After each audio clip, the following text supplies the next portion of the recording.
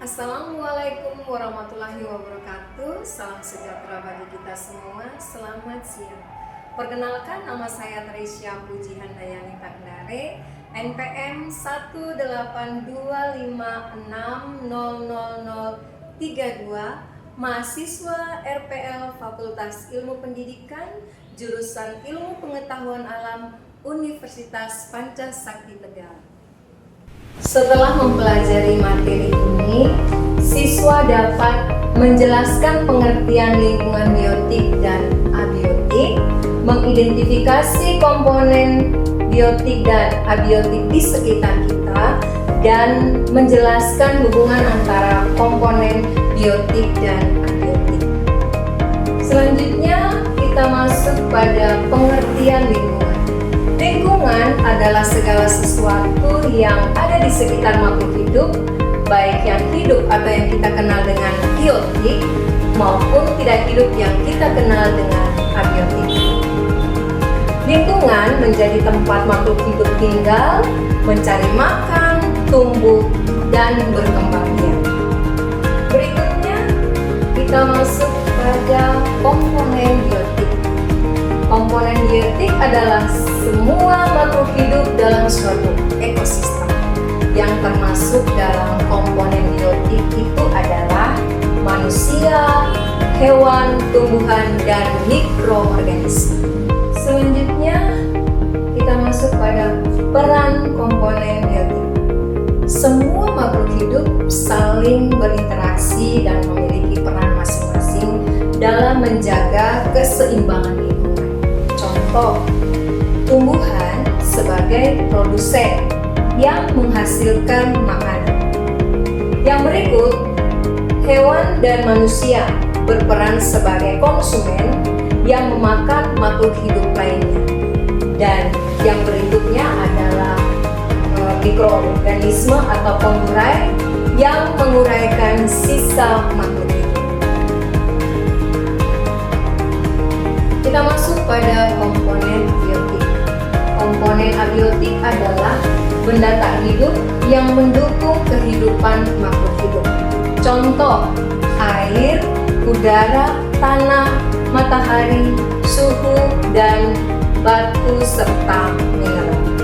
Meskipun tidak hidup, komponen abiotik sangat penting karena menjadi faktor yang menentukan kelangsungan hidup makhluk hidup di dalam suatu ekosistem. Selanjutnya, kita masuk ke interaksi biotik dan abiotik. Makhluk hidup tidak dapat hidup tanpa faktor abiotik. Contohnya, tumbuhan butuh cahaya, air, dan tanah untuk tumbuh, seperti pada contoh gambar di sebelah. Yang berikutnya, ikan memerlukan air dan oksigen terlarut. Dan yang terakhir, manusia membutuhkan udara bersih dan suhu yang sesuai. Selanjutnya, contoh dari ekosistem. Di sini saya mengambil dua contoh ekosistem, yaitu ekosistem air dan ekosistem hutan. Ekosistem air terdiri dari komponen biotik dan komponen abiotik. Komponen biotiknya adalah ikan dan gangga. Komponen abiotiknya air, cahaya, serta oksigen. Di ekosistem hutan ada komponen biotik dan komponen abiotik. Komponen biotiknya terdiri dari pohon, burung, dan serangga, sedangkan abiotik terdiri dari tanah, suhu, serta cahaya. Nah, untuk menjaga keseimbangan lingkungan kita, maka yang harus kita perhatikan adalah yang pertama, menggunakan air dan listrik secara hemat. Yang kedua, tanam pohon dan jaga kebersihan lingkungan. Yang ketiga, kurangi penggunaan plastik. Dan yang keempat, dukung pelestarian ekosistem di sekitar kita.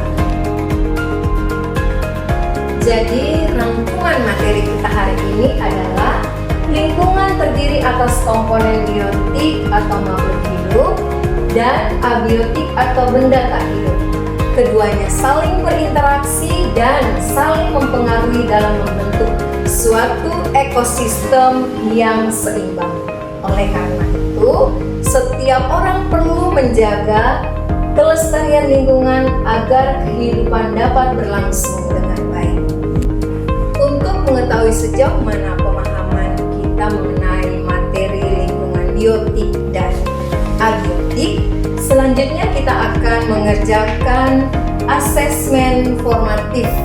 Baca setiap soal dengan teliti dan pilihlah jawaban yang paling tepat sesuai dengan materi yang telah dipelajari. Silakan mengerjakan asesmen formatif. Waktu yang kita gunakan adalah 15 menit terhitung dari sekarang. Demikian, sampai ketemu di materi